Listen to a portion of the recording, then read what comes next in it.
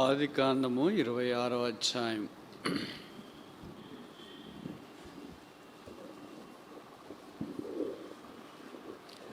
ఆదికాండము 26వ అధ్యాయము 25వ వచనము కలిసి చదువు.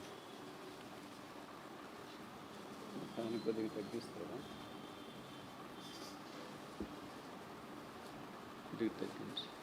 ఆదికాండము 26వ అధ్యాయము 25వ వచనం.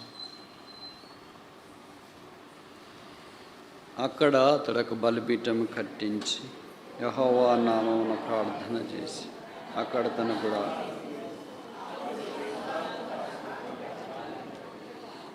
ఇంకోసారి చూద్దాం. అక్కడ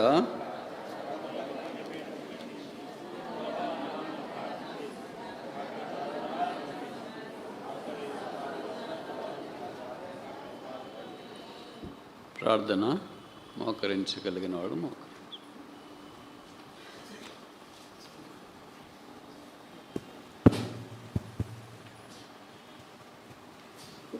ప్రేమగల తండ్రి, యేసు నామమును బట్టి స్తోత్రాలు. యెరూషలేము ప్రార్థన మందిర ఆవరణములో ఈ సంవత్సరము ఈ ఫిబ్రవరి మాసం వారాంతములో సజీవులమై కొంతమంది మీ వాక్యము చుట్టూ వచ్చే అవకాశం అనుగ్రహించినందుకు మీకు స్తోత్రాలు. ఉదయకాలం నుండి మీ ప్రజల ఆయా పనుల్లో బాధ్యతలు తలిచిపోయినా ఈ సాయంకాలం మీ పాదాల దగ్గర కూర్చుండి మీ మాటల చేత తృప్తి పొంది మీ సన్నిధి చేత ధైర్యపరచబడి ప్రోత్సహించబడి మీ ద్వారా ఆదరించబడి క్షేమాభివృద్ధి పొందినట్లు సమీప దూర ప్రాంతాల నుండి వచ్చిన వారి బట్టి స్తోత్రాలు. వాతావరణం కొంత ప్రతికూలంగా ఉన్నా కొంతమందికి వచ్చే మనస్సు, సమయము, అవకాశము, ఆధిక్యత కలిగించినందుకు వందనాలు చెల్లిస్తున్నాం.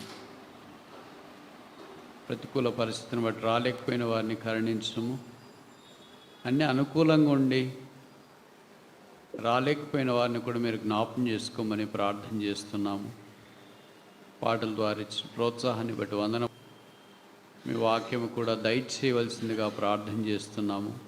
నన్ను మీ రక్తం చేత పరిశుద్ధపరిచి మీ మాటలు నా నోట ఉంచి ప్రోత్సాహకరమైన సమయము దయచేయము.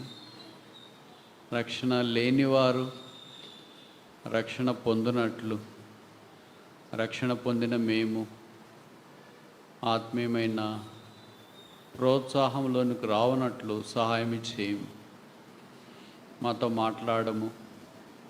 మమ్మల్ని మీ రక్తం చేత కడిగి పరిశుద్ధపరచము.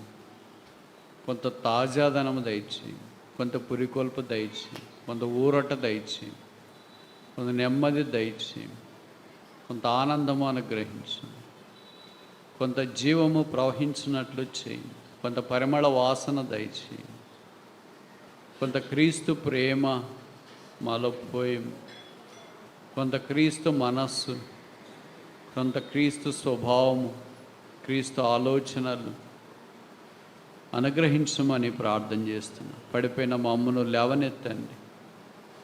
మానస్థితిలో ఉన్న మమ్మను బ్రతికించండి. నిర్జీవంగా ఉన్న మాకు జీవం పోయండి. మమ్మల్ని చూస్తే, మమ్మల్ని గురించి తలస్తే ఏ ఒక్కరికి వ్యర్థ ప్రోత్సాహం కలగదని ఎరుగుదము కనుక దేవా జ్ఞాపం చేసుకునండి. నరపుత్రుడా, ఈ ఎముకలు తిరిగి బ్రతకగలవా? నీకే తెలియని ప్రభువా.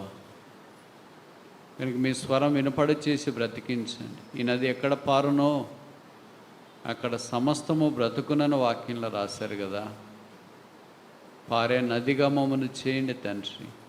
నీ వాక్యము పాడుచుండగా మేము బ్రతుకున్నట్లు చేయండి. మీ రక్తం చేత నన్ను కడిగి పరిశుద్ధపరిచి నా నోరు సున్నతి చేసి అవసరమైన మాటలే నోట ఉంచండి. అనవసరమైన మాటలన్నీ తీసేయండి తండ్రి. అలాగే మీ ప్రజలకు ప్రోత్సాహం, పురికొల్పు కలిగించు. వందనములు చెల్లిస్తూ మీ రక్తం చేత మమ్మల్ని ఆవరింప చేయండి. ప్రతి విధమైన అపాయము కీడు నుండి తప్పించండి. ఏ తెగులు నీ యొద్దకు రాదు, ఏ అపాయము నిన్ను సమీపించిన మాట నెరవేర్చు. యేసు నామమున ప్రార్థిస్తున్నాము తండ్రి, ఆమేన్.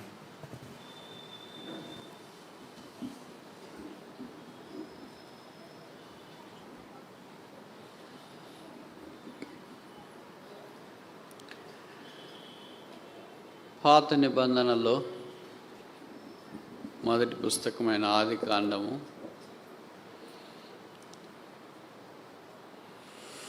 బైబిల్ అంతటికి ఒక ముందు మాట, నారుమడి, విషయ సూచిక, విజ్ఞాన దీపిక, ఉపోద్ఘాతము, వేరు వ్యవస్థ, ఆధ్యాత్మిక ఆరంభం. 4 వ్యక్తులు ఆదికాండంలో మనకు పరిచయం. అబ్రహాము, ఇస్సాకు, యాకోబు, యోసేపు. ఈ 4 ఆధ్యాత్మికమైన సత్యాలను మనకు జ్ఞాపకం చేస్తున్నారు. అబ్రహాము రక్షణ, సాల్వేషన్ జ్ఞాపకం చేస్తున్నాడు. ఇస్సాకు సబ్మిషన్, విధేయతను జ్ఞాపకం చేస్తున్నాడు. యాకోబు దేవుని మందిరము, శాంక్చురీని జ్ఞాపకం చేస్తాడు. సర్వీస్, పని, సేవను జ్ఞాపకం చేస్తాడు. కొత్త నిబంధన అపోస్తుల కార్యాలు 2:42 చెప్పబడినట్లు అపోస్తుల బోధ, సహవాసము, రొట్టె విరుచుట, ప్రార్థన. సరే, అపోస్తుల బోధ ఎవరు జ్ఞాపకం చేస్తున్నారు? అబ్రహాం. రెండవది ఏంటి? అపోస్తుల బోధ, సహవాసం. రెండవ వ్యక్తి ఎవరు? ఇస్సాకు, సహవాసాన్ని జ్ఞాపకం చేస్తారు. మూడవ వ్యక్తి ఎవరు? యాకోబు. మూడవది ఏంటి? రొట్టె విరుచుట. నాలుగవది ఏంటి? ప్రార్థన. యోసేపు తన సహోదరుల యొక్క క్షేమ సమాచారము తండ్రి యొద్దకు తెచ్చుచుండెను. కనుక పాత నిబంధనలో ఈ 4 వ్యక్తులు కొత్త నిబంధనలోని సంఘమునకు మూలమైన ఈ 4 విషయాలను మనకు జ్ఞాపకం చేస్తుంది. కనుక మనకు బైబిల్ కొంత అర్థం కావటానికి, నేర్చుకోవటానికి, ఆత్మీయమైన పురికొల్పు పొందటానికి పాత నిబంధనలోని మొదటి పుస్తకమైన ఆదికాండం చాలా కీలకం. ఈ 4 వ్యక్తుల జీవితాల్లో దేవుడు చేసిన కార్యములు కూడా చాలా కీలకం.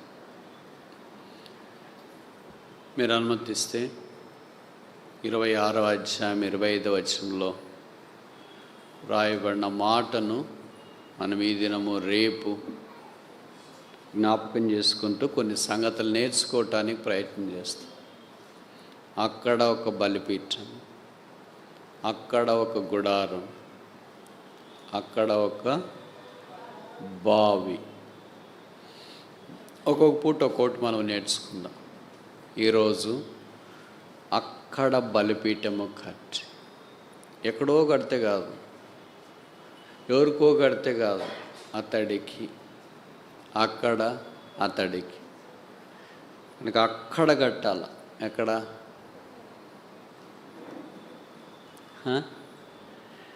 దేవుడు చూపించిన స్థలం, దేవుడు ప్రత్యక్షమైన స్థలం, దేవుడు మాట్లాడిన స్థలం, దేవుడు సంధించిన స్థలం. కనుక అక్కడ బలిపీఠము కట్టి, మొదటి బలిపీఠం ఏం జ్ఞాపకం చేస్తుందంటే రిలేషన్షిప్, బంధాన్ని, అనుబంధాన్ని జ్ఞాపకం చేస్తుంది. క్రైస్తవ్యం ఒక బంధం, ఒక అనుబంధం, ఒక ఆధ్యాత్మిక సంబంధం. మనిషికి మనిషితో రెండవ సంబంధం, మనిషికి దేవుడితో మొదటి సంబంధం. దాన్ని రక్షణ అంటాం. మనిషికి మనిషితో ఉన్న సంబంధమే సంఘము అంటాం. మనిషికి దేవుడితో సంబంధం లేకపోతే రక్షణ లేదు. మనిషికి మనిషితో సంబంధం లేకపోతే సంఘ సహవాసంలో లేదు. కనుక మొదట దేవుడితో మనిషికి సంబంధం, అదే బలిపీఠాన్ని జ్ఞాపకం చేస్తుంది. పాత నిబంధనలో భక్తులు అలాంటి బలిపీఠం అనుభవం గుండా వెళ్ళారు. మీరు అనుమతిస్తే ఈ సాయంకాలము ఆ బలిపీఠం అనే మాటను గురించి కొన్ని సంగతులు మనం నేర్చుకోవటానికి ప్రయత్నం చేస్తాం. ముందుకెళ్ళక మునుపు ఎప్పుడూ దానికి 5 ప్రశ్నలు ఉంటాయి. మీకు తెలుసు కదా. మొదటి ప్రశ్న ఏంటంటే, బలిపీఠాలు కట్టిన వాళ్ళు బైబిల్లో ఎంతమంది? How many are the altar builders mentioned in the Bible? రెండో ప్రశ్న ఏంటంటే, మొదట బలిపీఠం కట్టిన వారు ఎవరు? మూడవ ప్రశ్న ఏంటంటే, ఆఖరిగా బలిపీఠం కట్టిన వారు ఎవరు? నాలుగో ప్రశ్న ఏంటంటే, బలిపీఠము బైబిల్లో ఎవరు ఎక్కువ కట్టారు? ఐదో ప్రశ్న, ఆఖరి ప్రశ్న, మనకు ఇలాంటి బలిపీఠం యొక్క అనుభవం ఉందా? బలిపీఠము అంటే పాత నిబంధనలో మనుష్యుడు దేవుణ్ణి కలిసే స్థలం, దేవుడు మనుషునితో మాట్లాడే స్థలం. అంటే ఒక స్థలం అనేది ఉంది, where God can meet A man and man can meet A God. మనుషుడు దేవుడితో మాట్లాడడం, దేవుడు మనుషునితో మాట్లాడడం. ఇది పాత నిబంధన. కొత్త నిబంధనకు వచ్చిన తర్వాత మనుషుడు దేవుడితో మాట్లాడటానికి, దేవుడు మనుషునితో మాట్లాడటానికి ఈ భౌతికమైన బలిపీఠం కాకుండా ఆత్మ సంబంధమైన బలిపీఠం, అదే సిలువ. యేసుప్రభు సిలువ ద్వారా మనకు రక్షణ వచ్చింది. ఇప్పుడు మనం దేవుడితో మాట్లాడుతున్నాం, దేవుడు మనతో మాట్లాడుతున్నాం. అందుకే హెబ్రీ పత్రిక 1వ అధ్యాయము 6వ వచనాల్లో ఉంది, పూర్వకాలమున మన పితరులతో నానా విధములుగా మాట్లాడిన దేవుడు ఇప్పుడు తన కుమారుని ద్వారా మనతో మాటలాడెను. కనుక ఆ కుమారుడే దేవుని వాక్యం, ఆ కుమారుడే అన్నిటికీ ఆధారం, ఆ కుమారుడే అన్నిటికీ మూలం. ఆయనే యేసుక్రీస్తు ప్రభు. కొత్త నిబంధనలో యేసు ప్రభు సిలువే బలిపీఠము. పాత నిబంధనలో బలిపీఠము సిలువకు ఛాయగా ఉన్నది, సిలువకు ముంగుర్తుగా ఉన్నది, సిలువకు ఒక నీడగా కనిపిస్తుంది. ఇప్పుడు ఆ సిలువ అనుభవం కొత్త నిబంధనల వారికి తెలుసు, పాత నిబంధన వారికి తెలియదు. అందుకనే వారు దేవునితో సంబంధంలోనికి రావటానికి బలిపీఠం కట్టారు. ఇప్పుడు 5 ప్రశ్నల్లో మొదటి ప్రశ్న, బలిపీఠాలు కట్టిన వారు బైబిల్లో ఎంతమంది?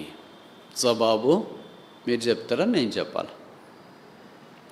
సరే, మిమ్మల్ని చిన్న చిన్న ప్రశ్నలు అడిగితే బాగుండదు కదా, నేనే చెప్తా. 14 మంది. 14 altar builders are mentioned in the scriptures. 14 మంది బైబిల్లో పాత నిబంధనలో బలిపీఠాలు కట్టి, కొత్త నిబంధనలో బలిపీఠం కట్టవలసిన అవసరం లేదు. ఎందుకంటే యేసుప్రభువే మన బలిపీఠం. యేసుప్రభు రానంత దాకా మనుష్యుడు దేవుడితో మాట్లాడటానికి బలిపీఠాన్ని నిర్మించాడు. మొదట బలిపీఠం కట్టిన వ్యక్తి నోహు. అందరికంటే ఎక్కువ బలిపీఠాలు కట్టిన వ్యక్తి అబ్రహాం, 4 కట్టాడు.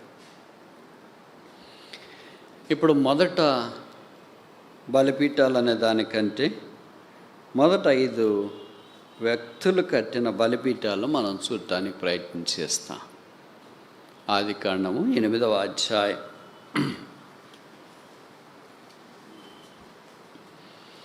20వ వచనం.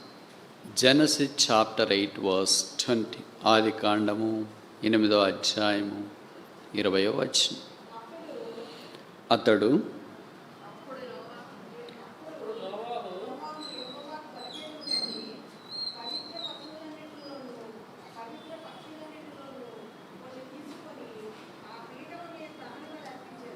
చాలు. అప్పుడు అప్పుడు ఎప్పుడు? అప్పుడు ఎప్పుడు? ఓడలో నుండి బయటికి వచ్చినప్పుడు, జలములు భూమిపైన ఆరిపోయినప్పుడు, దేవుని ఉగ్రత తగ్గిపోయినప్పుడు, మనుషులంతా జలప్రళయంలో మునిగిపోయినప్పుడు, నోహు కుటుంబం ఒక్కటే మిగిలి ఉన్నప్పుడు, అప్పుడు అతడొక బలిపీఠము కట్టి. నోహు దినాల్లో బలిపీఠము కట్టక మునుపు జలప్రళయం మనకు పరిచయం. ఎందుకు జలప్రళయం వచ్చింది? 6వ అధ్యాయంలో చెప్పబడింది. మనుషుల చెడుతన భూమి మీద గొప్పదనియు, వారి తలంపుల్లోని ఊహలనియు కేవలము ఎల్లప్పుడూ చెడ్డవని దేవుడు సూచెను. కనుక అంత దుర్మార్గంగా మనుషుడు ప్రవర్తిస్తూ వచ్చింది. దేవుని కోపము వారి మీదకి వచ్చింది. అందుకే జలప్రళయం వచ్చింది, అందరినీ పూర్తిగా ముంచివేసింది. ఇప్పుడు ఒకే ఒక కుటుంబం ఉంది, 8 మంది ఉన్నారు, ఓడలో నుండి బయటకు వచ్చినారు. మీరు ఊహించండి, ఇంట్లో ఒక్కళ్ళే ఉంటే ఎలాగుంటుంది మీకు? ముఖ్యంగా మీ పిల్లలు, మీ ఆయన బయటికి వెళ్ళాడు అనుకో, ఒక్కళ్ళే ఉన్నారు, కరెంటు పోయింది రాత్రి. బాగుంది, సంతోషంగా ప్రభుత్వం అనిపిస్తుందా? తిట్టుకోవడం ఆరంభిస్తారు. మొదట మీ ఆయన్ని, మీ పిల్లల్ని, అందరినీ తిట్టుకుంటారు, చివరికి దేవుణ్ణి కూడా. ఒక్కళ్ళని వదిలేసిపోయాడు, ఎవరికి కనికరం లేదు. మీ వీధిలోనే ఒకరే ఉన్నారనుకో, మీ ప్రాంతంలో ఒకళ్ళే ఉన్నారు, మీ ఊర్లోనే ఒకరే ఉన్నారు, మీ జిల్లాలోనే ఒకరే ఉన్నారు, మీ రాష్ట్రంలో ఒకళ్ళే ఉన్నారు, దేశంలో ఒకళ్ళే ఉన్నారు, ప్రపంచంలోనే ఒకళ్ళే ఉన్నారు. ఎట్లుంటారు? ఊహకు అందదు మనకి. చలిపడుతుంది, వెంట్రుకలు నిక్కుపడుచుకుని, అమ్మ ఒక్కళ్ళేనా? మనకు వారు పరిచయం లేకపోయినా ఎవరో కొంతమంది ఉంటారు. బస్సులో మనకి ఎవరు పరిచయం ఉండరు, అయినా మనకేం అనిపించదు కొంతమంది ఉంటే. రైల్లో ఉన్నవాళ్ళు మనకేం తెలియదు, అయినా ఏమనిపిస్తుంది? రైల్లో ఒక్కళ్ళే పోతున్నారు, ఏమనిపిస్తుంది? ఆటోలో ఒక్కళ్ళే పోతున్నారు, ఏమనిపిస్తుంది?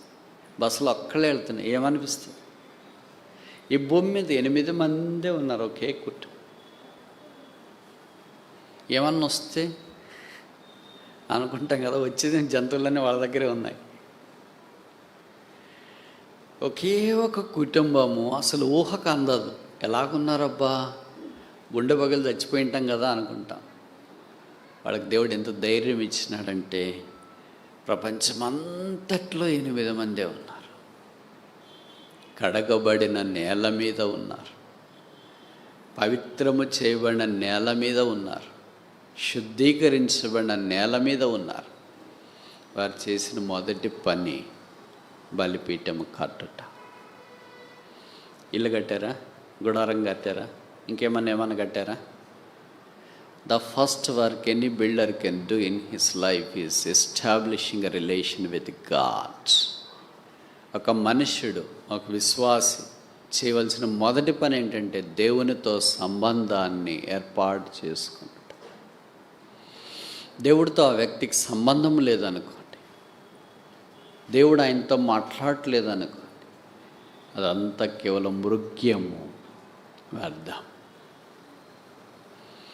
కనుక ఒకే ఒక వ్యక్తి కుటుంబం అంతా ఉండి మొదట ఏం చేయాలనుకుంటారు? వంట చేశారా?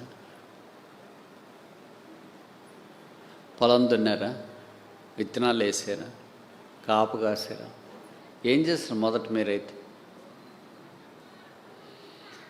కానీ వాళ్ళు చేసిన మొదటి పని దేవుని బలిపీఠం కట్టాలి. ఎవరు చెప్పారు వాళ్ళకి బలిపీఠం కట్టమని? మనం ఏదైనా పని చేయాలంటే మనకి ఎవరైనా చెప్పిండాలి. మన పిల్లలు ఉదయం లేచి బైబిల్ చదువుతున్నారంటే ఎవరో చెప్పింటారు. మనం చదువుతున్నాం కనుక వాళ్ళు చదువుతున్నారు. మనం ఎలాగ చదువుతున్నాం? మనకంటే ముందు వాళ్ళు చదివారు కనుక, వాళ్ళు చెప్పారు కనుక, అంటే మనం ఫాలో అవుతాం. వేరే వాళ్ళు ఏం చేశారో అది మనం వెంబడిస్తాం, అనుసరిస్తాం. అంతకుముందు బలిపీఠమే కట్టలేదు కదా. బలిపీఠం అనే మాట మొదటి ఇక్కడే రాశారు కదా. మరి ఎలాగొచ్చింది ఆలోచన? దేవుడితో మనకు సంబంధం కావాలనేది దేవుడిచ్చే ఆలోచన. He was first inventor of the altar of God. దేవుని బలిపీఠాన్ని కట్టడానికి మొట్టమొదట పూనుకున్న వ్యక్తి నోహు. దేవుడు మానవుని యొక్క జీవితంలో అలాంటి అనుభవంలోనికి మనల్ని కూడా తీసుకురావాలని కోరుతున్నాం. అందుకే నోహ్ అంటే అర్థం రెస్ట్, కంఫర్ట్, విశ్రాంతి, నెమ్మది అని అర్థం. మన క్రైస్తవ జీవితంలో కూడా మొదటి నెమ్మది. దీన్నే మత్తయి భక్తుడు 11వ అధ్యాయంలో ప్రయాసపడి భారం మోసుకుంటున్న సమస్త జనులారా నా దగ్గర రండి, నేను మీకు విశ్రాంతి అంటే నెమ్మది ఏంటి ఆదరణ మీకు దయచేస్తా. I will give you rest. నేను మీకు విశ్రాంతి, నెమ్మది, ఆదరణ కలిగిస్తాను. అంటే మనుషుడికి యేసు ప్రభువు వెలపట విశ్రాంతి, నెమ్మది, ఆదరణ లేదు. ఎంతో ఆదరణ ఉన్నట్లు అనిపిస్తుంది, కానీ ఎవరితో నన్ను తెలిసిన వాళ్ళతో ఫోన్ మాట్లాడితే కొంత ఆదరణ వస్తుంది అనుకుంటా. పరిచయం ఉన్న వాళ్ళకి కనిపించి మాట్లాడితే ఆదరణ వస్తుంది అనుకుంటా. ఏదో ఒక దగ్గర ఉంటే నెమ్మది వస్తుంది అనుకుంటా. అదంతా తాత్కాలికమే. మన ఆదరణ, మన నెమ్మది, మన విశ్రాంతి యేసు ప్రభు సిలువ. No cross, no comfort, no redeemer, no rest. విమోచకుడు లేకుండా విశ్రాంతి లేదు. సిలువ లేకుండా ఆదరణ లేదు. నోహు దినాల్లో వారు బయటకు వచ్చిన తర్వాత చేసిన మొదటి పని వారు బలిపీఠము కట్టడం. పవిత్రమైన జంతువుల్లో కొన్ని తీసుకొని వచ్చి దేవునికి అర్పించినారు. దేవుడు వాటిని అంగీకరించిన కనుక అక్కడ కట్టుట, అక్కడ అర్పించుట, అక్కడ అంగీకరించుట, అక్కడ ఆశీర్వదించబడుట, ఇవన్నీ ఒక తర్వాత ఒకటి జరిగే ప్రక్రియ. అక్కడ కడితే, అక్కడ దేవుడు అంగీకరిస్తే, అక్కడ అర్పణ ఇవ్వబడితే అక్కడ ఆశీర్వాదం వస్తుంది. అక్కడ కట్టకపోతే ఆశీర్వాదం లేదు. శాపము కింద మనుష్యుడు నాడు సిలువకు వెలపట్ట. ఈ రాత్రి యేసు ప్రభువుని గురించి వింటున్న మీరు, యేసు మిమ్మల్ని ప్రేమిస్తున్నాడు. మీ కొరకే మానవుడికి భూమి మీదకి దిగి వచ్చినాడు. మీ కొరకే పాపంగా చేయబట్టడానికి ఇష్టపడ్డాడు. మీ కొరకే సిలువ మీదకి వెళ్ళాడు. మీ కొరకే తల మీద ముళ్ళ కిరీటం, చేతుల్లో మేకులు, దేహమంతా కోడా దెబ్బలు, ప్రక్కలో బల్లెపోటు, రక్తము కార్చి చనిపోయి సమాధి చేయబడి తిరిగి లేపబడ్డాడు. విశ్రాంతి లేని మానవునికి విశ్రాంతి కలుగజేస్తున్నాడు. ఆదరణ లేని మానవునికి ఆదరణ కలుగజేస్తున్నాడు. కృంగిపోయిన మానవుని లేవనెత్తున్నాడు. అధైర్యంతో ఉన్న మానవుని ధైర్యపరుస్తున్నాడు. యేసు రక్తం ప్రతి పాపము నుండి మనల్ని కడిగి పవిత్రులుగా చేస్తుంది. జీవితంలో పోరాడుతున్నావా, ఓడిపోయావా, కృంగిపోయావా, కృషించిపోయావా, ఇక ఈ బ్రతుకు వల్ల లాభం లేదు, నాకు భారమయ్యాను, కుటుంబానికి భారమయ్యాను, ఇంటికి భారమయ్యాను, సమాజానికి భారమయ్యాను, ఊరికి భారమయ్యాను, భూమికి భారమయ్యాను, అందరికీ భారమయ్యాను, నేను చచ్చిపోతే బాగుండని అనుకుంటున్నావా? నువ్వు చావకుండగా నేను బ్రతికించడానికి నీ కొరకు దేవుడు చనిపోవటానికి భూమి మీదకి దిగి వచ్చిన. అందుకే బైబిల్లో రాయబడింది, ఆయన మనలను ప్రేమించి తను తాను అప్పగించుకొనెను. ఆయన పేరే యేసు. రోమపత్రిక 5వ అధ్యాయంలో చెప్పబడింది, దేవుడు మన ఏళ్ళ తన ప్రేమను వెల్లడిపరుచున్నాడు. ఎట్లనగా మనం ఇంకా పాపలమైండగా, బలహీనమైండగా, భక్తిహీనమైండగా, శత్రులమైండగా యుక్త కాలమైన క్రీస్తు మన కొరకై చనిపోయాను. Christ died for us, you need not die for yourself. ప్రభువు మన కొరకే చనిపోయాడు కనుక నీకు నువ్వు చనిపోవాల్సిన పని లేదు, నువ్వు ఎవరి కొరకు చనిపోవాల్సిన పని లేదు. Because Christ died for us. క్రీస్తు మన కొరకై చనిపోయాడు. ఆయన మరణంలో శక్తి ఉంది, ఆయన సమాధి లేచడం ద్వారా శక్తి ఉంది, ఆయన పునరుత్థానంలో శక్తి ఉంది. ఆయనే దేవుని శక్తి. ఈ రాత్రి యేసు నెరుగుదవా? యేసు శిలువ దగ్గరికి వచ్చావా? పాపక్షమాపణ మారమనసు పొందావా? నోహను ఆశీర్వదించినట్లు దేవుడు నిన్ను ఆశీర్వదించాలని కోరుతున్నాడు. కడగబడిన భూమి మీద దేవుడితో అనుభవంలోనికి రావాలని దేవుని ఉద్దేశం. ఇప్పుడు రక్షించబడిన మనం, కడగబడిన జీవితాల్లోనికి వచ్చిన మనం ఆ భూమి అంతా కడగబడింది. కడగబడిన భూమి మీద మొట్టమొదటి చేసిన పని ఏంటి? బలిపీఠం కట్టట. విత్తనాలు వేయడం కాదు, తోట పెంచడం కాదు, ఇంకేదేదో చేయడం కాదు. దేవుడితో సంబంధం, దేవుని జ్ఞాపకం చేసుకున్నట. కనుక మన హృదయాలు కూడా రక్షించబడిన తర్వాత ఇప్పుడు దేవుడి కొరకు జీవించడానికి అవసరమైన బలిపీఠం మన హృదయంతరంగంలో వ్యక్తిగతంగా, కుటుంబముగా, సంఘముగా కట్టట చాలా ప్రాముఖ్యం. కనుక దీనికి మనం ఒక పేరు పెడదామా? ఆల్టర్ ఆఫ్ సాల్వేషన్, రక్షణ బలిపీఠము. దేవుని ప్రజలముగా మనం ఈ రక్షణ బలిపీఠాన్ని అనుభవిస్తూనే ఉండాలి. ఇది జీవితాంతం ఉండే ప్రక్రియ. అందుకే దీనికి రాయబడింది నిత్య రక్షణ, ఎటర్నల్ సాల్వేషన్. అందుకే ఈ రక్షణ ఎబ్రీ పత్రికలో చెప్పబడింది గ్రేట్ సాల్వేషన్, గొప్ప రక్షణ. ఇది మనం చాలా తేలిగ్గా అనుకుంటాం. ప్రమాదంలో ఉన్నవాడికి తెలుస్తుంది బయటపడిన తర్వాత. సముద్రంలో చెరువులో పడిపోయిన వాడు ఎవరో గజీతిగాళ్ళు వచ్చి రక్షించినారనుకో, వాడికి తెలుస్తుంది ఆ రక్షణకు విలువ. ఎలాగ రక్షించబడి, ఎలాగ ప్రాణాపాయంలో నుండి తప్పించబడ్డాడు. మిగతా చుట్టుపక్కల వాళ్ళందరికీ మామూలుగానే తెలుస్తుంటాం. కానీ అలాగ పాపంలో జీవిస్తున్న మనం, పాతాళం వైపు వెళ్తున్న మనల్ని యేసు రక్తం ద్వారా కడిగి పరిశుద్ధపరిచి ఆయన రక్షణ ఆశీర్వాదంలోనికి తెచ్చిన. అందుకే ఈ గొప్ప రక్షణ లక్ష్య పెట్టక ప్రభువున్న యేసునందు విశ్వాసం ఉంచు. రెండవ బలిపీఠం ఆదికాండం 13వ అధ్యాయం.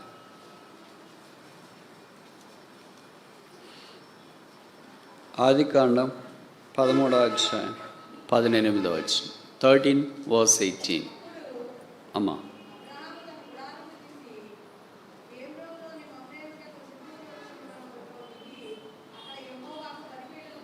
అక్కడ ఈ మాటలు ఆలకిస్తున్నారా? అప్పుడు అక్కడ, అప్పుడు అక్కడ, అప్పుడు అక్కడ. తెలుగు బైబిల్ చూసే వాళ్ళకి ఇది కొద్దిగా మాధుర్యం అర్థమవుతుంది. అప్పుడు అక్కడ. ఎప్పుడు?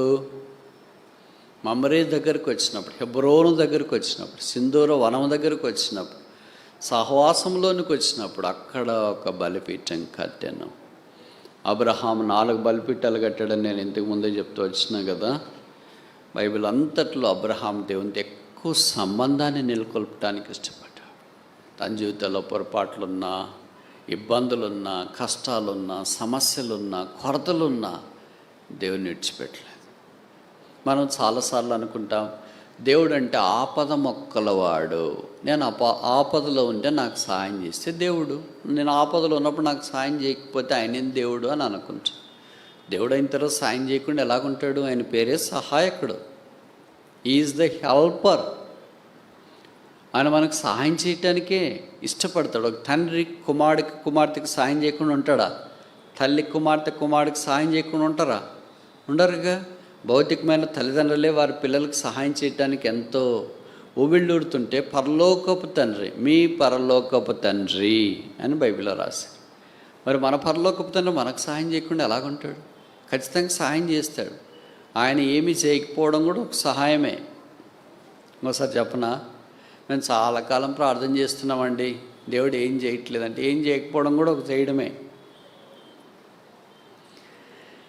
అది మనం ఏమనుకుంటామన్నా అదే జరిగితేనే దేవుడు సాయం చేసినట్లు అనుకుంటాం.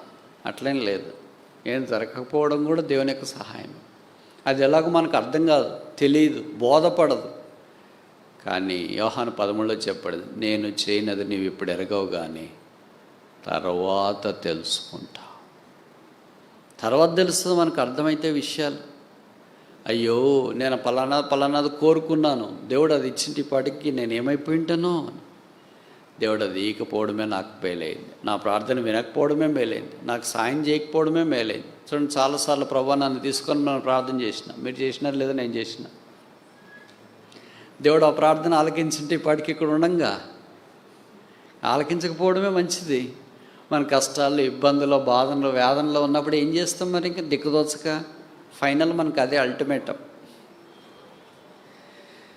కానీ దేవుడు తాను సర్వశక్తి కలిగిన వాడై అబ్రహాముకు తను బయలుపరచుకున్నాడు.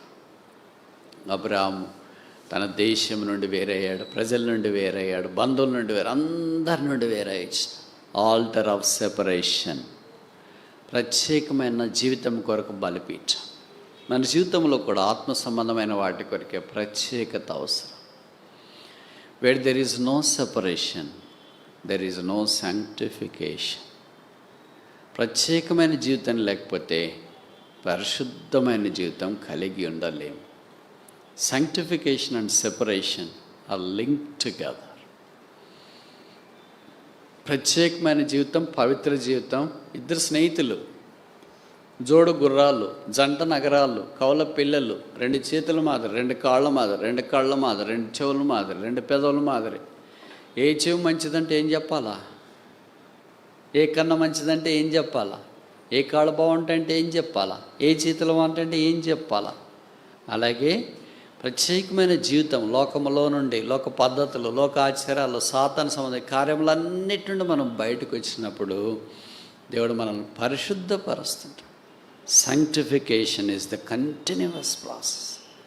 ప్రభు ఇచ్చే పరిశుద్ధ ద్వారా మనం పరిశుద్ధులుగా మార్చబడతాం. అందుకే అపోస్తలుడైన పౌలు కొరింథీయులకు రాసిన మొదటి పత్రిక 1వ అధ్యాయం ఆఖరి వచనంలో అన్నాడు, తెలుగులో కలిసి ఉంటాయి, యేసుక్రీస్తు ప్రభువు మనకు విమోచన, పరిశుద్ధత, జ్ఞానము, నీతియు ఆయను. Christ is our sanctification. క్రీస్తే మన పరిశుద్ధత. బైబిల్లో రాయబడింది, నేను పరిశుద్ధుడై ఉన్నాను గనుక మీరును పరిశుద్ధులై ఉండు. Be holy as I am holy. మనకు పరిశుద్ధత అంటే ఇష్టం ఉండదు కదా. పాపం అంటే చాలా ఇష్టం. మనకు దేవుడు అంటే ఇష్టం ఉండదు కదా. సాతాను అంటే చాలా ఇష్టం. పరలోకం అంటే ఇష్టం ఉండదు కదా. లోకం అంటే చాలా ఇష్టం. ప్రభు కొరకు జీవించాలంటే ఇష్టం ఉండదు కదా. లోకం కొరకు జీవించాలంటే చాలా ఇష్టం. అబ్రహాము ఎన్నో వేల సంవత్సరాల క్రితం లోకమంతా వేరుగా జీవిస్తున్నప్పుడు తనొక్కడే ప్రభు కొరకు జీవించాడు. అందుకే అపోస్తలుల కార్యాలు 7వ అధ్యాయంలో స్టెఫెను అనే భక్తుడు ప్రసంగం ఆరంభించినప్పుడు అబ్రహాముతో ఆరంభించిన, మన పితడైన అబ్రహాము మెసొపొతామియాలో కాపురం ఉన్నప్పుడు మహిమగల దేవుడు అతనికి ప్రత్యక్షమై. ఎవరైనా ప్రసంగం ఆరంభించేటప్పుడు ఎక్కడ ఆరంభిస్తాము? మీరు కొన్ని ప్రసంగాలు ఆదాముతో ఆరంభిస్తాం కదా. అందరికీ ఆదామే దొరికినాడు, మరి ఏం చేయాలి? మనం పైకి పరలోక రాజ్యానికి వెళ్ళిన తర్వాత ఆదాం అంకుల్ అంటాడు, ఏంట్రా నన్ను పట్టుకుని వాయించేస్తున్నాను, ఎక్కడ చూసినాను. పర్లేదులేండి అంకుల్, ఏమనుకోవద్దండి, సారీ ప్లీజ్. ఆదాంతో ఆరంభిస్తాం, హెబెల్తో ఆరంభిస్తాం, తర్వాత అలాగొచ్చి ఎప్పుడు అబ్రహాంతో మాట్లాడతాం. కానీ అక్కడ ఆయన అబ్రహాంతో ఆరంభిస్తాం. అంటే అర్థమేంటి? Every newborn believer starts his life at Abraham. క్రొత్తగా జన్మించిన ప్రతి ఒక్క వ్యక్తి అబ్రహాముతో జీవితం ఆరంభిస్తున్నాడు, అంటే విశ్వాసంతో ఆరంభిస్తున్నాడు అని అర్థం. అందుకే యేసుప్రభు వారు కూడా కొంతమంది బాగుపడిన తర్వాత ఇతడునో అబ్రహాము కుమారుడే, ఈమెనో అబ్రహాము కుమార్తె అన్నాడు. కానీ ఆదాము కుమార్తె, ఆదాము కుమారుడు అని చెప్పలేదు. ఎందుకని? ఎవరు విశ్వాసంలోనికి వస్తున్నారో వాళ్ళు ఏమవుతున్నారో ఆత్మీయంగా అబ్రహాం యొక్క కుమారులు, కుమార్తెలుగా అవుతున్నారు. కనుక విశ్వాసం బట్టి మనం లోకము నుండి వేరవటానికి అవకాశం. లోకము నుండి వేరే అయిపోవాలంటే డ్రెస్సులు మార్చుకొని ఊరికి వలపటి బయటికి వెళ్ళి ఆశ్రమం వేసుకొని, లేదా కొండల్లో, గుహల్లో, అడవుల్లో, కోనల్లో ఇలాగో కాపురం చేయాలని కాదు దాని అర్థం. లోక వైఖరి వేరే, లోక ఆలోచనలు వేరే, లోక పద్ధతులు వేరే, క్రైస్తవుని యొక్క పద్ధతులు, ఆలోచనలు వేరే. కానీ మనకు వాళ్ళకి ఏం తేడా లేకుండా ఉంటే చాలాసార్లు వాళ్ళు ఏం ఆలోచిస్తారో మనం అదే, వాళ్ళు ఏం తలుస్తారో మనం అదే తలుస్తుంటాం. వాళ్ళ పర్పస్, ఉద్దేశాలు ఎలాగుంటాయి, మన ఉద్దేశాలు కూడా అలాగే ఉంటాయి. కొన్నిసార్లు ఏం చేస్తారంటే మనమే వాళ్ళకి చెప్తుంటాం లోక పద్ధతులు. మనం లోకములో యాత్రికులము, పరదేశమైన వదినాన్ని ఈ లోకాన్ని విడిచిపెడతాం. మనం పరలోక రాజ్యంలో ఉండబోతున్నాం. అలాగని ఈ లోకంలో అవసరమైంది మనకు వ్యర్థపరచాలి, విసర్జించాలని కాదు. మనకు భోజనం అవసరం, పానం అవసరం, బట్టలు అవసరం, ఉండటానికి ఇల్లు అవసరం, అన్నీ అవసరమైన అవసరాలు వేరే, లగ్జరీలు వేరే. ఏది అవసరం అది ప్రభు ఇస్తాడు. అందుకే ఫిలిప్పీ 4:19 చెప్పబడింది, మీ ప్రతి అవసరత, నీడ్, ప్రభు మన అవసరాలు తీరుస్తాడు. అబ్రహాం అవసరం దేవుడు తీర్చు. రెండవది ఏంటంటే ఆల్టర్ ఆఫ్ సెపరేషన్, ప్రత్యేకమైన బలిపీఠం. మనం కూడా అలాగుండాలని కోరబడుతున్నాం. మూడవది చూస్తామా? 26-25 ఆదికాండం 26-25. అమ్మా, చాలు. అక్కడ అతడొక బలిపీఠము కట్టి. ఎక్కడా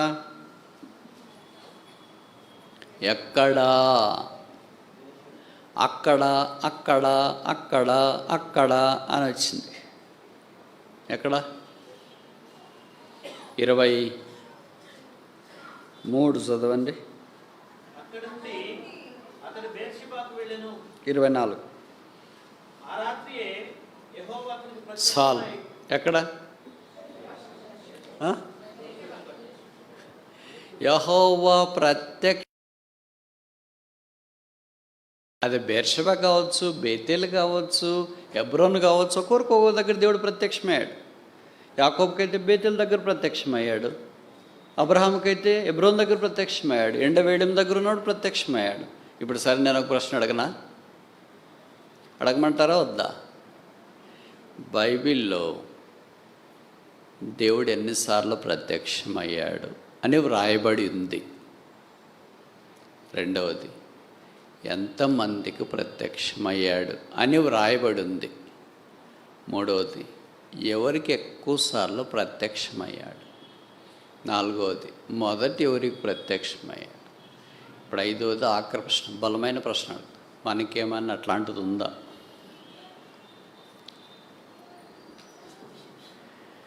ఆ మాట చదివినప్పుడంతా నాకు ఎట్లా వాళ్ళంతా పులకరిస్తుంది. అబ్బా, నన్ను గురించి కూడా ఈ మాట రాయబడింటే ఎంత బాగుండు. దేవుడు అబ్రహామునకు ప్రత్యక్షమై, యాకోబునకు ప్రత్యక్షమై, ఇస్సాకుకు ప్రత్యక్షమై అని రాయబడిన మాట నన్ను గురించి కూడా రాసింటే ఎంత బాగుండు అని అనిపిస్తుంది. మనకి ఎవరు ప్రత్యక్షతలు.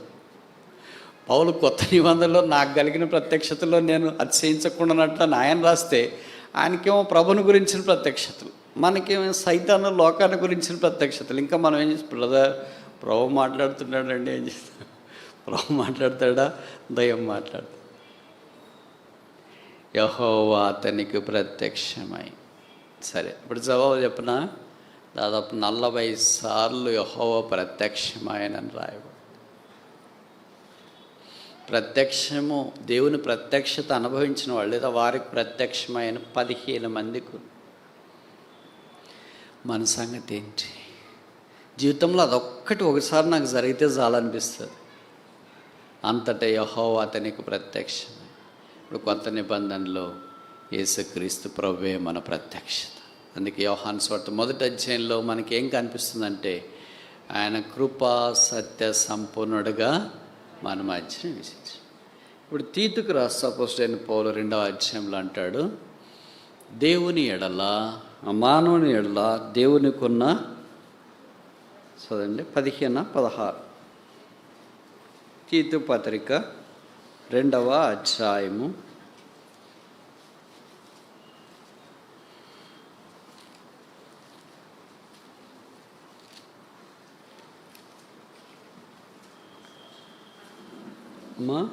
11వ వచనం.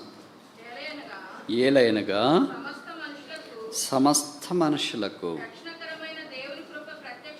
చాలు, సమస్త మనుషులకు రక్షణకరమైన దేవుని కృప ప్రత్యక్షమై. కనుక పాత నిబంధనలో దేవుడు ప్రత్యక్షమై అని రాయబడింది. ఇప్పుడు కొత్త నిబంధనలోనికి వచ్చిన తర్వాత దేవుని కృప ప్రత్యక్షమై. ఎవరా దేవుని కృప?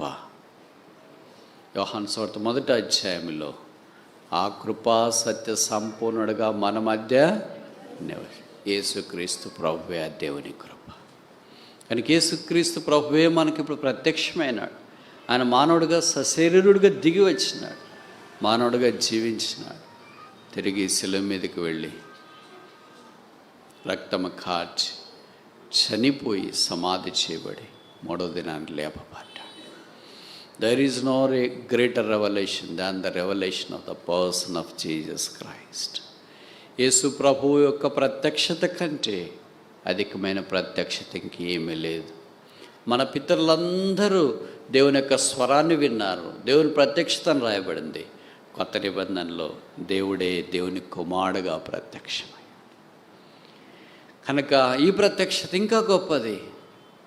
అందుకని శిలువ దగ్గర ఆయన తన ప్రత్యక్షతను మనకు వెల్లడి చేసిన. ఇప్పుడు ఇస్సాకు దగ్గరికి వచ్చేటప్పటికి ప్రత్యక్షత, దేవుడు ప్రత్యక్షమైన స్థలంలో ఆయన ఒక బలిపీఠము కట్టి, ఇస్సాకు ఎన్ని బలిపీఠాలు కట్టాడు?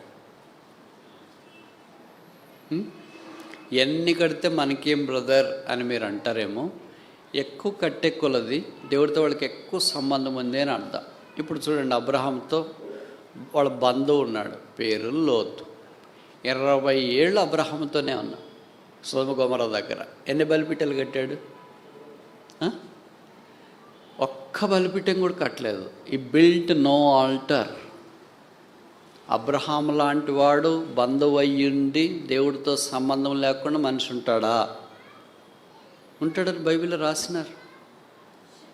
కనుక మనం కూడా చెప్తాం, పలానా వాళ్ళు మాకు పేరు పెట్టారు, పలానా వాళ్ళు బాప్తిసం ఇచ్చినారు, పలానా వాళ్ళ ద్వారా బలం పొందినాము, పలానా వాళ్ళ ద్వారా ఇలాగే అన్నీ బాగానే ఉన్నాయి. మనతో లేదా దేవుడితో మనకున్న వ్యక్తిగత సంబంధం ఏంటి? లోతు లోకంలోనే ఉండిపోయాడు, దేవుడి దగ్గరికి రాలి. నీతిమంతుడే, కానీ కుటుంబము చిన్న భిన్నమైంది. నువ్వు నీతిమంతుడివే, నీ కుటుంబం చిన్న భిన్నమైందా? అబ్రహాం కుటుంబం వలె ఉందా? నువ్వు బలిపీఠం కడితే నీ కుటుంబం అంతా నీ వలె ఉండటానికి అవకాశం. నువ్వు బలిపీఠం కట్టకపోతే నీ కుటుంబం అంతా అలాగే ఉంటుంది. ఇస్సాకు దేవునికి అక్కడ ప్రత్యక్షమైన దగ్గర బలిపీఠం కట్టాడు. చూడండి, నేను మళ్ళా ఒకసారి జ్ఞాపం చేసి చెప్తున్నా. నేను మీకు చెప్పేంతటి వాడిని కాదు, చేతులు జోడించి చెప్తున్నా. మీ క్రైస్తవ జీవితము మీ కొరకు మాత్రమే కాదు. ఇంకోసారి చెప్పనా? మీ క్రైస్తవ జీవితము మీ కొరకు మాత్రమే కాదు. మీ కొరకే అయితే మీరు ఎట్లన్నా బతకండి, ఎట్లన్నా లోకం విడిచిపెట్టండి. మీ క్రైస్తవ జీవితము మీ రాబో తరాలు, మీ పిల్లలు 4 తరాలకు మినిమం. మీరు ఇప్పుడు చేసేది 4 తరాలకు ఆధారపడి ఉంటుంది. ఏ తల్లిదండ్రులకైనా మా పిల్లలు చెడిపోవాలని ఉంటే చేయొద్దండి. ప్రతి తల్లిదండ్రులకి ఏమంత మేము ఎంత పాడైపోయినా మా పిల్లలు బాగుపడాలని ఉంటుంది కదా. మీరు ఫెయిల్ అయినా మీ పిల్లలు పాస్ కావాలనుకుంటారు. మీరు అందంగా లేకపోయినా వాళ్ళు అందంగా ఉండాలనుకుంటారు. మీకు చదువు రాకపోయినా వాళ్ళకి చదువు రావాలనుకుంటారు. మీకు ఏం లేకపోయినా వాళ్ళకి అన్నీ ఉండాలనుకుంటారు. అది తల్లిదండ్రులకు మనసు. మరి ఆత్మీయంగా మీకంటే ఉన్నతమైన స్థానంలో మీ పిల్లలు ఉండాల. మా మీదకి వచ్చిన దేవుని ఆశీర్వాదం కంటే మా పిల్లల మీదకి ఎక్కువ ఆశీర్వాదం రావాలంటే మొదట మీతోనే ఆరంభం అవుతుంది. అది బ్రదర్, నేను బాగుంటే 4 తరాలకు బాగుంటుందా? వాళ్ళు ఎట్లా జీవించినా అంటే అది క్లాస్ కాదు. అర్థమవుతుందా? మీ ఆశీర్వాదం వారి తరాలకు కూడా రావాలని దేవుని యొక్క ఉద్దేశం. అందుకనే మీరు గమనించాలా, మీ ద్వారా రాబో దినాల్లో పిల్లలకు కూడా ఆత్మీయ వృద్ధి పొందాలి. లోతు కుటుంబం ఏమైంది తెలియదు, కానీ అబ్రహాం తర్వాత 4 తరాల వాళ్ళ ఆశీర్వాదంలోకి వచ్చి. అందుకే ఇస్సాకు బలిపీఠం మనకి ఏ జ్ఞాపం చేస్తుందంటే ఆల్టర్ ఆఫ్ సబ్మిషన్, విధేయత బలిపీఠాన్ని జ్ఞాపం చేస్తుంది. ప్రభువులో మనము విధేయులముగా ఉండాలి. అవును, ఈ దినాల్లో మనము ప్రభువుకు విధేయతగా లేము. అలాగే సహవాసంలో కూడా అలాగే లేమంటే తప్పు కాదేం. కనుక దేవుడికి విధేయులు చాలా అవసరం. ఇస్సాకును దేవుడు బలి తీసుకోవాలనుకుంటే ఇస్సాకు విధేయత చూపించకపోతే అబ్రహాం ఏం చేస్తాడు? పట్టుకొని రాగలడా అంత వృద్ధాపంలో కొడుకుని? పిల్లలు విధేయత చూపిస్తేనే కదా అబ్రహాం అర్పించడానికి వెళ్ళింటాడు. విధేయత చూపించకపోతే ఎలాగెళ్తాడు? మరి మన మోరే పర్వతంకి వెళ్తాను, లేదు డాడీ నాకు పనుంది క్రికెట్ ఆడాలనంటే అబ్రహాం తీసుకెళ్ళగలడా? చెప్పరేంటి? మీరు బలవంతంగా చెప్పండి, మీకు గుండెల మీద చేసుకొని మీకు బాగా ఎదిగిన పిల్లలు 18 ఏళ్ళు దాటిన పిల్లల్ని బలవంతాన మీరు మందిరానికి తీసుకొని రాగలరా? బలవంతాన బైబిల్ చదివించగలరా? బలవంతాన ఆధ్యాత్మిక కార్యక్రమం చేయించగలరా? దుస్సాధ్యం. వాళ్ళకి ఇష్టమైతేనే జరుగుతుంది, ఇష్టం కాకపోతే జరగదు. అలాగే ఇస్సాకు కూడా ఎంతో ఇష్టం ఉంటేనే దేవుడితో పాటు అబ్రహాముతో పాటు దేవుని కార్యాల కొరకు వచ్చిన. కనుక మనము దేవుడికి ఎంత విధేయతలో ఉంటామనే దాన్ని బట్టి మన పిల్లలు కూడా దేవునికి విధేయతలో ఉంటారనేది ఆధారపడి. కనుక రాబో దినాల్లో తరాలు విస్తరించాలా, వ్యాపించాలా అని అంటే మన విధేయత చాలా ప్రాముఖ్యం. అందుకే భక్సింగ్ గారు కేవలం 3 అక్షరాలతోనే దేవుని మీద ఆధారపడి బలమైన పరిచయం చేసినాడు. మొదటి అక్షరము ఎస్ లార్డ్, సరే ప్రభువా. రెండవ అక్షరము నో, కాదు. మూడవ అక్షరము ఆల్ రైట్, పర్లేదు. మనం ఇవే చేస్తామా? ఇది తప్ప అన్నీ చెప్తాం, శాటభారతం. ఏం రాలేదంటే చాలా కారణాలు ఉన్నాయిలేండి దానికి చెప్పటానికి. పాయింట్ టు పాయింట్ అనవసరం. మిగతాదంతా చెత్త, గడ్డి, కర్ర, కొయ్యకాలు. ఇంత అవసరం ఏముంది? అందుకే నేరుగా పాత దినాల్లో 20 ఏళ్ళ క్రితము మన సావాసంలో ఎలాగుండదండి, పలానా బ్రదర్ అక్కడికి వెళ్ళా, సరే. వెళ్ళలేదు అనుకోండి, నేను వెళ్ళలేకపోతున్నాను, ఓకే సరే. ఇప్పుడు అట్లా కాదు, అక్కడికి వెళ్ళండి అంట. ఎక్కడికా వెళ్ళాలనే ఉంది బ్రదర్, కానీ ఏం బ్రదర్ అంటే దానికి ఇంకా సాగదీసి కృష్ణామాదిరి అట్లా తిరిగి నది నాం సాగరో గతి. అటు కాదు, వెరీ పాయింట్ టు పాయింట్. అందుకనే బైబిల్లో రాయబడింది, మీ మాట అవునంటే కాదంటే. అలాంటి మాటకు విధేయత అని పేరు. దేవుడు అబ్రహామును పిలిచినాడు, అబ్రహామా. అయ్యో ప్రభు తర్వాత వస్తున్నాడు, ఇప్పుడు చాలా పనులు ఉన్నాయి, అసలు శారత్తో పర్మిషన్ తీసుకురావాలని చెప్పలే. ఎస్ లార్డ్, చిత్తం ప్రభువా. దేవుడు లోతును పిలిచినాడు, లోతు అలా కాదు ప్రభువా, అక్కడికి వెళ్ళమంటావేంటి, అక్కడ కాదు ప్రభువా, ఇక్కడ ఒక చిన్న స్థలం ఉందిలే ప్రభువా. ప్రభువా అంటేనే ఉన్నాడు, కానీ ఆయన వర్షన్లో ఆయనకున్నాయి. మనం కూడా ప్రభువా అని పిలుస్తూనే ఉంటాము.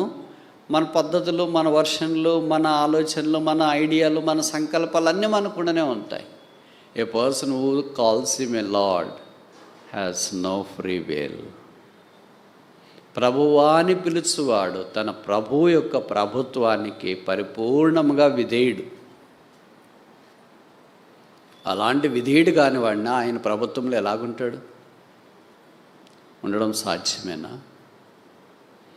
మనం ప్రార్థనలో మాత్రం ఒక్కోడు ప్రార్థన చేస్తే 20 నిమిషాలు చేసి, ఎన్ని నిమిషాలు మీరు చేసినారు మీరు గుర్తుపెట్టుకోండి. ఎన్నిసార్లు మీరు ప్రభు అంటారో కూడా గుర్తుపెట్టుకోండి.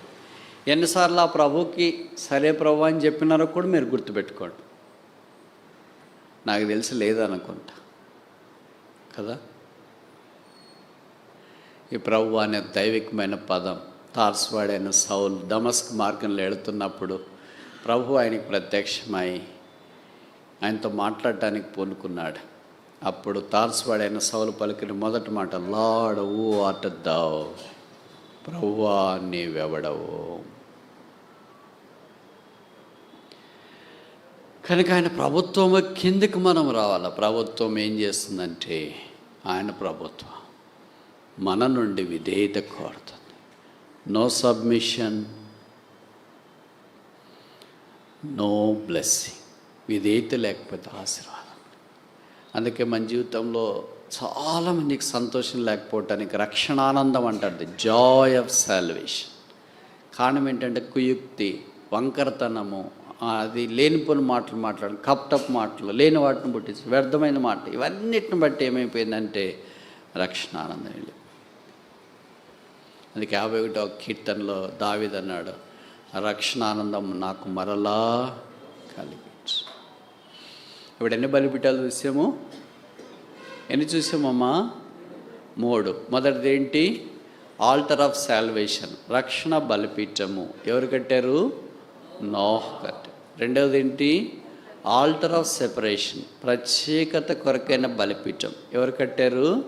అబ్రహాము కట్టారు. మూడవది బలిపీఠము ఆల్టర్ ఆఫ్ సబ్మిషన్, విధేయత బలిపీఠం. ఎవరు కట్టారు? ఇస్సాకు కట్టాడు. 4వది చూస్తామా? ఆదికాండం 35:7 అనుకుంటా. అమ్మా చదవండి.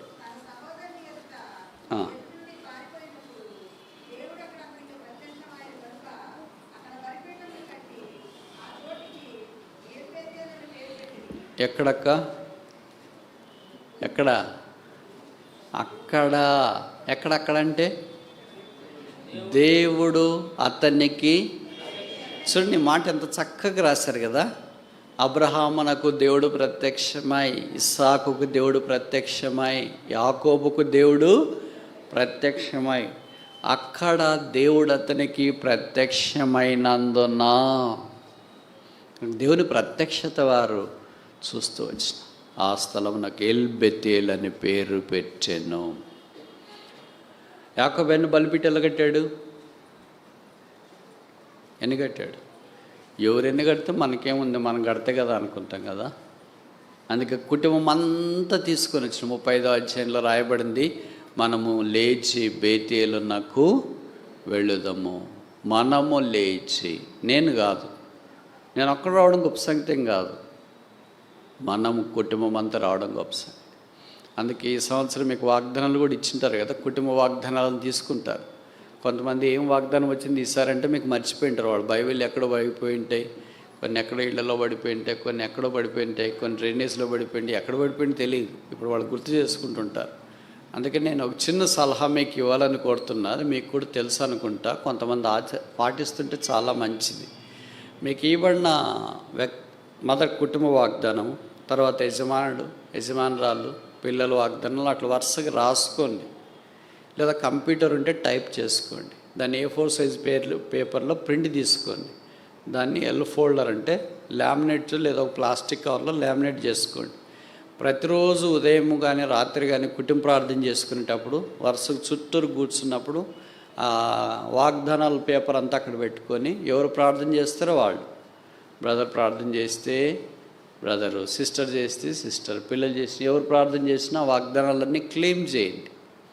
అలాగే మీకు వాగ్దానాలు గుర్తుంటాయి. రెండోది, మనం వాగ్దానాలు ఎత్తిపట్టి ప్రార్థన చేస్తాం కనుక ప్రభువు వాగ్దానాలు చేసింది నెరవేర్చడానికి సమర్థుడు. అర్థమైంది అనుకుంటా.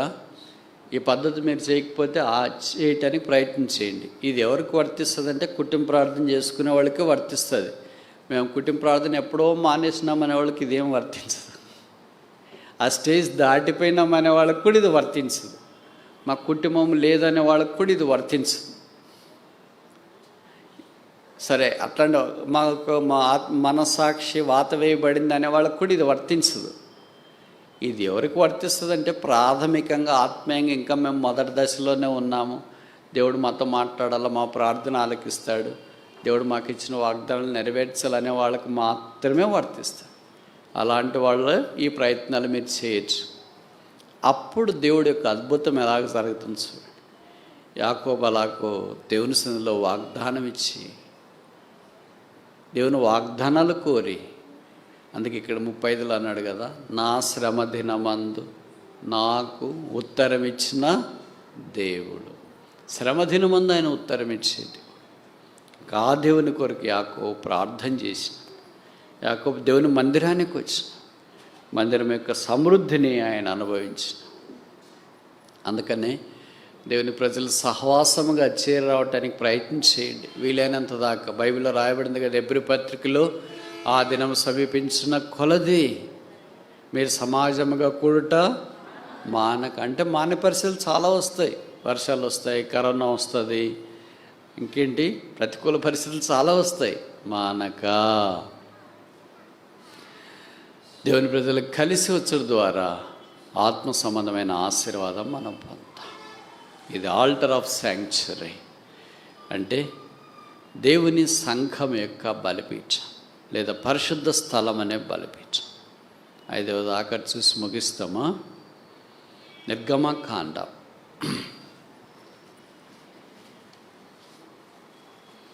17వ అధ్యాయం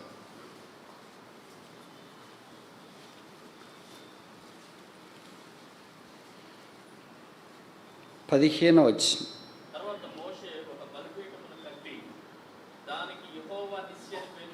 చాలు. తర్వాత మోషే ఒక బలిపీఠమును కట్టి దానికి నిస్సే అంటే ఏంటో ఒకటేసి కింద రాసింటారేమో కదా, 4 కింద రాశారు కదా, ధ్వజము అంటే బ్యానర్, అంటే జెండా అని అర్థం. ఇప్పుడు రకరకాల పార్టీలు ఉన్నాయి, రాజకీయ పార్టీలు ఉన్నాయి కదా, వాళ్ళ ఇళ్ళ మీద, పార్టీ ఆఫీసుల మీద వాళ్ళు జెండా ఎగరేసింటారు. ఆ జెండాను బట్టి మనకి ఎవరని తెలుస్తుంది? ఏ పార్టీనో తెలుస్తుంది. జెండా లేకపోతే ఏ పార్టీనో తెలియదు. అలాగే మన మీద కూడా ఒక జెండా ఉంది. ఏంటది? పరమగీతము 2వ అధ్యాయం 3వ వచనమా?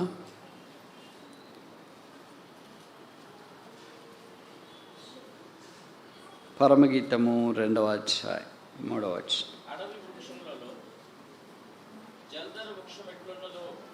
4వ వచనం.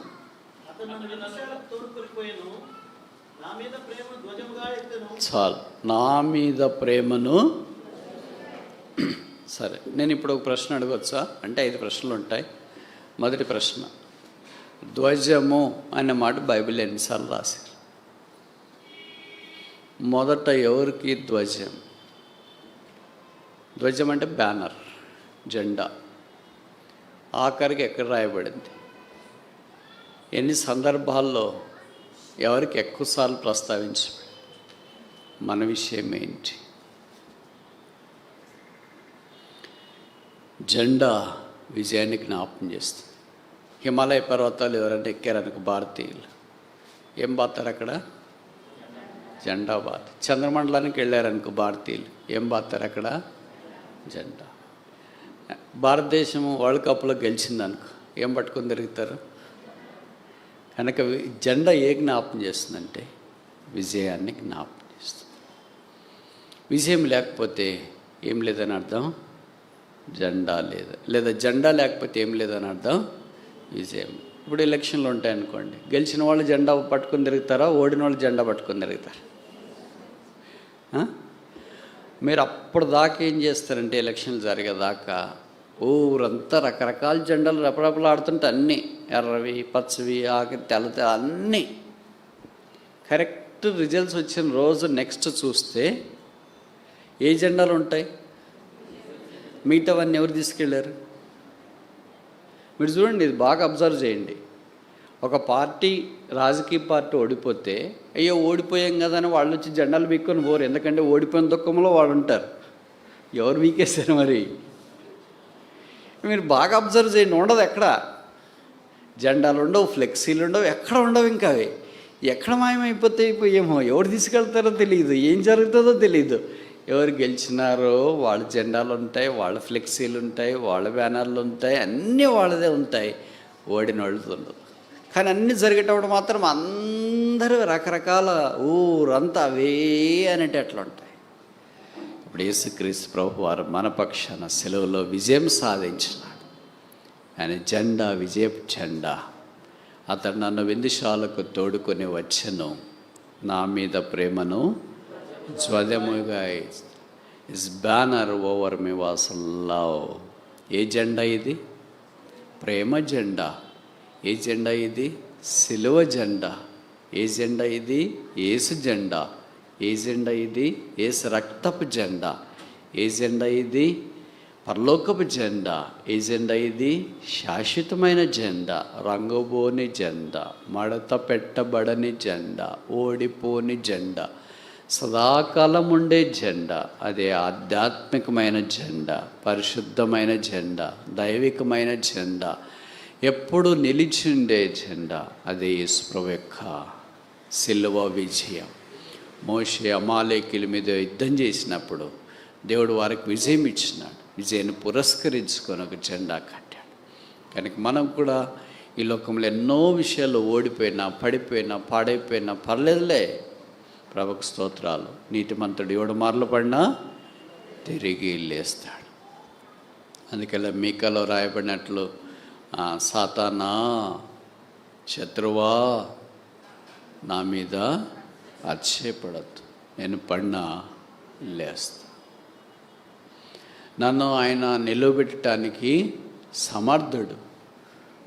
అందుకే బైబిల్లో రాయబడింది, యూదా పత్రిక 24:20, రొట్టెల్లకుండా మిమ్మను కాపాడు, ఆనందముతో ఆయన మహిమ ఎదుట మిమ్మను నిలువబెట్టేది ఆయన్నే. నిలువబట్టడానికి మనం ఇష్టపడాలి. ఒక గుర్రాన్ని నీళ్ళు తాగేదాకా తీసుకెళ్ళగలం, తాగేది గుర్రపు పని. ప్రభు ఇప్పుడు మనం సిలువ దాకా తీసుకొని వచ్చినాడు. సిలువ విజయాన్ని అనుభవించేది దేవుడు మనకు జ్ఞాపకం చేస్తున్న సంగతి. కనుక ఆధ్యాత్మిక జీవితంలో ఈ లోకమనే మహాయుద్ధ సంగ్రామములో అంతిమ విజయం క్రీస్తుదే. ఆ క్రీస్తు ద్వారా మనం విజయోత్సాహంలోనికి వచ్చినాం. ఆయన పొందిన విజయం మనది, ఆయన భాగ్యం మనది, ఆయన స్వాస్థ్యం మనది, ఆయన రాజ్యం మనది, ఆయన పతాకం మనది, ఆయన ప్రేమ మనది, ఆయన విజయము మన విజయం. కనుక ఆయనలో మనం ప్రవేశించి ఈ విజయభూమి మీద నిలవబడాలని దేవుని యొక్క కోరిక. ముగించక మునుపు ఈ 5 రకాలైన బలిపీఠాల్లో మనము ఏ రకమైన బలిపీఠం దగ్గర ఉన్నాం? 5 మనం కట్టామా, ఒకటే కట్టామా? మన సంగతి ఏంటి? ఆల్టర్ ఆఫ్ సాల్వేషన్, రక్షణ బలిపీఠము కట్టకపోతే ఈ రాత్రి ప్రభువైన యేసునందు విశ్వాసం ఉంచు. అప్పుడు మీరును మీ ఇంటి వారును రక్షింపబడతారు. అక్కడ ఆరంభించు.